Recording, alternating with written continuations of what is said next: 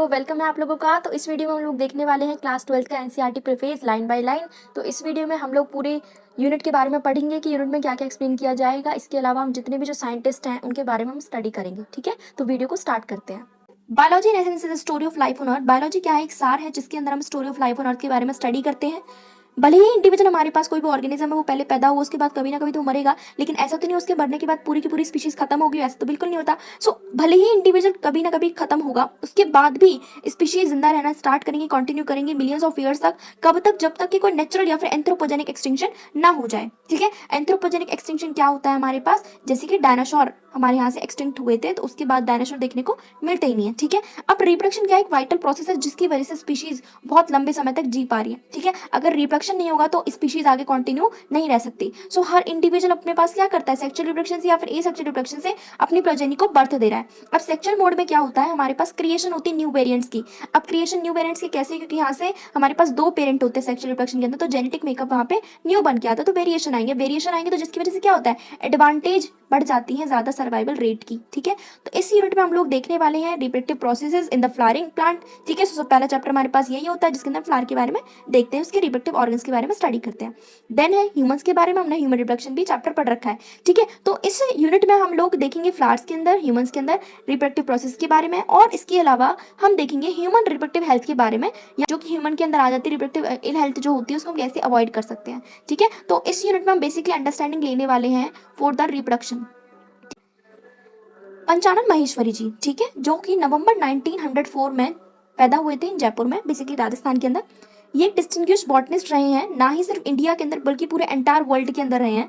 इसके बाद इन्होंने क्या किया? इलाहाबाद चले गए अपने हायर एजुकेशन के लिए, जहां से इन्होंने डीएससी टी। ठीक है, उनके कॉलेज के टाइम पे वो अपने टीचर से बहुत इंस्पायर थे, जो कि अमेरिकन मिशनरी टीचर थे जिनका नाम था डॉक्टर डब्ल्यू डिडजियन। ठीक है, तो वो अपने टीचर से काफी इंस्पायर थे, जिसकी वजह से उनका इंटरेस्ट भी बॉटनी और खासकर मॉर्फोलॉजी के अंदर जागा।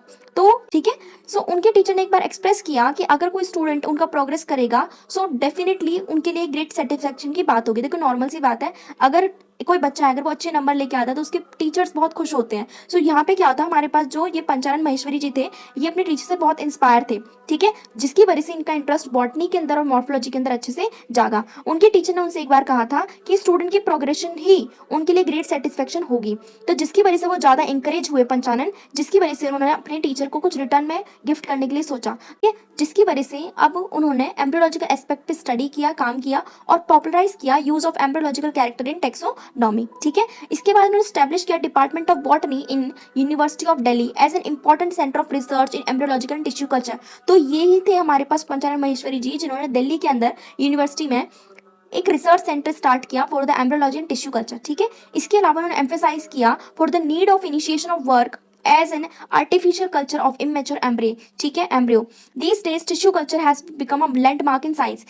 इस टाइम पे जिस टाइम वो ऐसा काम कर रहे थे तो उस दौरान टिश्यू कल्चर एक लैंडमार्क बन गया था साइंस के अंदर। ठीक है, उसके अलावा इन्होंने टेस्ट ट्यूब फर्टिलाइजेशन के बारे में और इंट्रा ओवेरियन पॉलिनेशन के बारे में भी काफी काम इन्होंने किया। ठीक है, सो इसी टेस्ट ट्यूब फर्टिलाइजेशन की वजह से और इंट्रा ओवेरियन पॉलिनेशन की वजह से उन्हें वर्ल्ड वाइड जाना गया। ठीक है, he was honoured with fellowship of royal society of London. So FRS ने उनको ऑनर किया। ठीक है, फेलोशिप मिली उन्हें वहां से। इंडियन नेशनल साइंस अकेडमी की तरफ से उन्हें ऑनर किया गया और बाकी इंस्टीट्यूशन की तरफ से उन्हें ऑनर किया गया। ठीक है, उसके अलावा उन्होंने एंकरेज किया एजुकेशन को और उन्होंने कंट्रीब्यूशन दिया स्कूल एजुकेशन में। कैसे? उन्होंने टेक्स्ट बुक पब्लिश की of biology for higher secondary school published in 1964। ठीक है, नेक्स्ट यूनिट हमारे पास आते हैं जेनेटिक्स एंड इवोल्यूशन। इस यूनिट के अंदर हम लोग 3 चैप्टर पढ़ते हैं। Number 1 principle of inheritance and variation, then molecular basis of inheritance, फिर आता है इवोल्यूशन। तो अब इसको स्टडी करते हैं। देखो जेनेटिक्स के अंदर हमारे पास मेंडल थे, उन्होंने काम किया था, ठीक है, इनहेरिटेंस पैटर्न्स के ऊपर, लेकिन उस टाइम पे फैक्टर्स को ज्यादा उनका नेचर हमें पता नहीं लग पाया, जिसकी वजह से फिनोटाइप उनका क्लियर नहीं हो पाया था। दूसरा जो फैक्टर थे वो जेनेटिक बेसिस ऑफ इनहेरिटेंस को रिप्रेजेंट करते थे। ठीक है, understanding the structure of genetic material and structural basis of genotype and phenotype conversion. तो ये काफी नेक्स्ट सेंचुरी के लिए यानी पूरे 100 साल के लिए काफी अटेंशन का एक पॉइंट बना रहा बायोलॉजी के अंदर। तो इसी के बारे में स्टडी चलती रही नेक्स्ट सेंचुरी तक। ठीक है, entire body of molecular biology was a consequent development with major contribution. अब जो मॉलिक्यूलर बायोलॉजी पढ़ते हैं उसके अंदर काफी साइंटिस्ट के नाम दिए गए हैं, जिनकी वजह से हमारे पास मॉलिक्यूलर बायोलॉजी इतनी आगे बढ़ पाई। Number 1 scientist Watson Crick, Nirenberg Khorana, Kornberg, Benzer, Monod, Brenner, ठीक है। इसके अलावा एक पैरेलल प्रॉब्लम भी चल रही थी इसके साथ साथ, वो था mechanism of evolution, awareness in area of molecular genetics and structural biology and bioinformatics. इसके अलावा इन्होंने काफी एनरिच किया हमारी अंडरस्टैंडिंग को, ताकि हम मॉलिक्यूलर बेसिस ऑफ इवोल्यूशन के बारे में स्टडी कर सके। तो इस यूनिट में हम लोग स्ट्रक्चर फंक्शन देखने वाले हैं डीएनए का, काफी स्टोरीज पढ़ने वाले हैं कि इवोल्यूशन कैसे कैसे हुआ है, बाकी जो थ्योरीज हम लोग यहाँ पे देखते हैं। तो इस यूनिट में हमारे पास क्या थे, मेंडल थे, उन्होंने फैक्टर्स के बारे में बताया था, लेकिन उस टाइम फैक्टर्स का जो आइडिया था वो बिल्कुल भी क्लियर नहीं था। तो यही जो पूरा टॉपिक था वो नेक्स्ट सेंचुरी तक एक फोकस बना रहा अटेंशन का, ठीक है। उसके बाद मॉलिक्यूलर बायोलॉजी के अंदर कुछ साइंटिस्ट के नाम बताए गए जिनका काफी कंट्रीब्यूशन रहा है, ठीक है। फिर अवेयरनेस आई है हमारे पास, जिसकी वजह से हम इवोल्यूशन के बारे में अच्छे से पढ़ पाए हैं। तो अब देखते हैं जेम्स वॉटसन, फ्रांसिस क्रिक को। जेम्स वॉटसन शिकागो में पैदा हुए थे ऑन 6 अप्रैल 1928। 1947 में उन्होंने बीएससी की डिग्री ली थी जूलॉजी। इसी दौरान उनका इंटरेस्ट ज्यादा बर्ड वॉचिंग में, यानी कि वो पक्षियों को उड़ते हुए देखते थे। अब जब पक्षियों को उड़ते हुए देखते थे तो उनको एक सीरियस डिजायर आई जेनेटिक्स के बारे में, तो उन्होंने बर्ड को सोच के ही सोचा कि जेनेटिक्स के बारे में स्टडी किया जाए, ठीक है। अब ये तब हो पाया जब उन्होंने अपनी फेलोशिप ली for graduation study in zoology at Indiana university, जहाँ पे उन्होंने पीएचडी की डिग्री ली 1950 के अंदर। उन्होंने स्टडी किया था वहाँ पे पीएचडी की जब उन्हें डिग्री मिली on effect of hard X ray on bacteriophage multiplication. फिर वो क्रिक से मिले और उनका भी देखो, क्रिक और जो वॉटसन थे दोनों का इंटरेस्ट था डीएनए के बारे में, डीएनए का बेसिकली डिस्कवरी करना कि क्या उसका स्ट्रक्चर है इसके बारे में। तो उन दोनों का क्या था, एक कॉमन इंटरेस्ट था, ठीक है। सो उन्होंने फर्स्ट सीरीज जो एफर्ट किया था डीएनए के स्ट्रक्चर के बारे में जानने के लिए वो तो अनसेटिस्फैक्टरी रहा, लेकिन जो उनका सेकंड एफर्ट था वो एक्सपेरिमेंटल एविडेंस पे बेस्ड था, जिसकी वजह से उन्हें काफी बेटर एप्रिसिएशन मिला फॉर द न्यूक्लिक एसिड, ठीक है। तो मार्च 1953 में हम सभी जानते हैं उन्होंने मॉडल दिया था डबल हेलिक्स मॉडल का, ठीक है। डबल हेलिकल कॉन्फ़िगरेशन दोनों ने दे दिया था। सो क्रिक 8 जून 1960 में पैदा हुए थे इन नॉर्थहैम्पटन इंग्लैंड के अंदर। उन्होंने फिजिक्स में स्टडी किया था यूनिवर्सिटी कॉलेज, ठीक है, लंदन में, और उन्होंने बीएससी की डिग्री वहां से ली थी 1937 के अंदर। फिर उन्होंने पीएचडी कंप्लीट किया 1954 के अंदर। उन्होंने एक थीसिस दिया था एक्सरे डिफ्रैक्शन पॉलीपेप्टाइड प्रोटीन के ऊपर। अब है a critical influence in Crick career was his friendship with Watson. अब देखो जो हमारे पास जो क्रिक थे, क्रिक के करियर में इतना इन्फ्लुएंस कैसे आया, क्यों, क्योंकि उनकी दोस्ती किससे थी, वॉटसन से, जो कि खुद कितने साल के थे, 23 ईयर्स के थे, ठीक है। तो 1953 में उन दोनों ने मिलकर क्या किया, double helical structure of DNA propose कर दिया था और रेप्लिकेशन स्कीम भी उन्होंने वहां पे दे दी थी। तो क्रिक वाज मेड ऑन एफआरएस इन 1959। फिर उनको ऑनर किया गया था वॉटसन और क्रिक को, क्योंकि उन्होंने डबल हेलिक्स मॉडल दिया था, the John Collins Warren prize of Massachusetts General Hospital 1959 के अंदर। फिर उन्हें लास्कर अवार्ड भी दिया गया 1960 के अंदर। फिर रिसर्च कॉर्पोरेशन प्राइज दिया गया था 1962 में। ऐसी काफी सारे उन्हें नोबेल प्राइज वगैरह दिए गए थे 1962 तक, ठीक है। नेक्स्ट यूनिट आती है बायोलॉजी इन ह्यूमन वेलफेयर। इसके अंदर 2 चैप्टर आते हैं, human health and disease and microbe in human welfare. तो देखो बायोलॉजी क्या है, youngest of formalised discipline of natural science. Biology के अंदर क्या आते हैं, हमारे पास काफी सारे डिसिप्लिन और नेचुरल साइंस के बारे में यहाँ पे बताया गया है। अब देखो फिजिक्स और केमिस्ट्री के अंदर काफी प्रोग्रेस बहुत पहले से हो गई थी, ठीक है। तो हम क्या करते हैं, फिजिक्स और केमिस्ट्री के एप्लीकेशन को डेली लाइफ में तो हम यूज करते ही हैं, ठीक है। अब क्या हुआ 20th सेंचुरी में और बाकी 21st सेंचुरी की स्टार्टिंग में हमने बायोलॉजिकल नॉलेज को भी यूज किया, ठीक है, किसके लिए, ह्यूमन वेलफेयर के लिए, ताकि हम उसको हेल्थ सेक्टर में, एग्रीकल्चर सेक्टर में हम उसको यूज कर सकें। तो हमने एंटीबायोटिक्स बनाई, सिंथेटिक प्लांट ड्राइव ड्रग्स बनाई, ठीक है, एनेस्थेटिक्स बनाए, जिसकी वजह से पूरा मेडिकल प्रैक्टिस पूरा चेंज हो गया, ठीक है। सो एक तरीके से हमने ह्यूमन हेल्थ पे काफी वर्क किया, ठीक है। सो एग्रीकल्चर प्रैक्टिस पे, फूड प्रोसेसिंग पे, डायग्नोस्टिक पे, इन सब पे हमने काफी मदद ली थ्रू द बायोलॉजी, ठीक है, जिसकी वजह से काफी सोशियो कल्चरल चेंजेस भी आए हमारे ह्यूमन कम्युनिटीज के अंदर। तो इस यूनिट में हम लोग यही देखेंगे ह्यूमन हेल्थ एंड डिजीज के बारे में, माइक्रोब इन ह्यूमन वेलफेयर के बारे में। नेक्स्ट हमारे पास साइंटिस्ट आते हैं इसके अंदर, एम.एस. स्वामीनाथन। 1925 में इनका बर्थ हुआ था, ठीक है, तमिलनाडु के रहने वाले थे। इन्होंने अपना ग्रेजुएशन और पोस्ट ग्रेजुएशन बॉटनी में किया था फ्रॉम मद्रास यूनिवर्सिटी। फिर इन्होंने काफ़ी डिफरेंट कैपेसिटीज़ में काम किया, काफ़ी इंस्टीट्यूशन में इंडिया के। इसके अलावा इन्होंने अब्रॉड में भी जाके वहाँ पे इन्होंने काम किया, ठीक है, और उन्होंने अपनी एक्सपर्टाइज एक हासिल की जेनेटिक्स और प्लांट ब्रीडिंग के अंदर। देखो अब जो साइटोजेनेटिक्स और रेडिएशन रिसर्च था और इंडियन एग्रीकल्चर रिसर्च इंस्टीट्यूट था, इन लोगों ने स्वामीनाथन और उनके टीम को हायर किया ताकि वो short duration high yielding variety बना सके बासमती चावलों की, ठीक है। सो इसीलिए उन्होंने क्या किया, कॉन्सेप्ट भी डेवलप किया, concept of crop cafeteria, crop scheduling and genetically improved high yielding quality. फिर उसके बाद स्वामीनाथन ने कोलैबोरेशन किया नॉर्मन बोरिक के साथ, जिन्होंने आगे ग्रीन रेवोल्यूशन में इंट्रोडक्शन किया of Mexican variety of wheat in India. ठीक है, ये काफ़ी हाईली रिकॉग्नाइज्ड और एप्रिसिएशन था उनके लिए लैब टू लैंड, क्योंकि वहाँ पे हम क्या कर रहे थे, वैराइटीज हम लैब लैब में बना रहे थे, फिर उनको हम लोग लैंड पे लेके जा रहे थे। सो फूड सिक्योरिटी और काफ़ी सारे एनवायरमेंटल प्रोग्राम्स में उनके लिए काफ़ी अप्रिसिएशन मिला। ठीक है, इसीलिए उनको ऑनर किया गया विद पद्म भूषण एंड बाकी सारे प्रेस्टिजियस अवार्ड के साथ उनको काफ़ी सारे मेडल्स भी दिए गए थे, ठीक है, बाय द इंस्टीट्यूशन। नेक्स्ट हमारे पास यूनिट आती है बायोटेक्नोलॉजी। बायोटेक के अंदर 2 चैप्टर आते हैं, principle and process and its application. ठीक है, तो देखो अब हमारे पास फ्रेंच फिलोसफर थे, मैथमेटिशियन थे, रेने डेस्केरेट्स, जो कि बायोलॉजिस्ट थे 17th सेंचुरी के अंदर। ठीक है, इन्होंने सारी ह्यूमन नॉलेज को नेचुरल साइंस के साथ लिंक करके उन्होंने काफ़ी सारी टेक्नोलॉजीज बनाई, जिसके अंदर उन्होंने कंफर्ट देखा ह्यूमन के लिए, ठीक है, ताकि उनकी ह्यूमन लाइफ अच्छे से कंफर्टेबल रहे।